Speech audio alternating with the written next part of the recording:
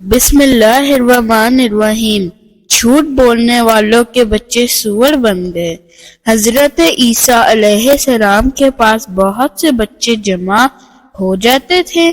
آپ علیہ السلام انہیں بتاتے تھے کہ تمہارے گھر فلاں چیز تیار ہوئی ہے، تمہارے گھر والوں نے فلاں چیز کھائی ہے، فلاں چیز تمہارے لیے بچا کر رکھی ہے۔ بچے گھر جاتے، روتے اور گھر والوں سے وہ چیز مانگتے۔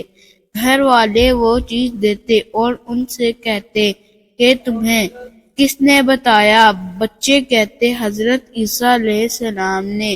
تو لوگوں نے اپنے بچوں کو آپ علیہ السلام کے پاس آنے سے روکا اور کہا کہ وہ جادوگر ہیں، معاذ اللہ ان کے پاس نہ بیٹھو، اور ایک مکان میں سب بچوں کو جمع کر دیا۔ حضرت عیسیٰ علیہ السلام بچوں کو تلاش کرتے تشریف لائے تو لوگوں نے کہا وہ یہاں نہیں ہیں۔ آپ علیہ السلام نے فرمایا کہ پھر اس مکان میں کون ہے؟ لوگوں نے جھوٹ بولتے ہوئے کہا یہ تو بچے نہیں، سور ہیں۔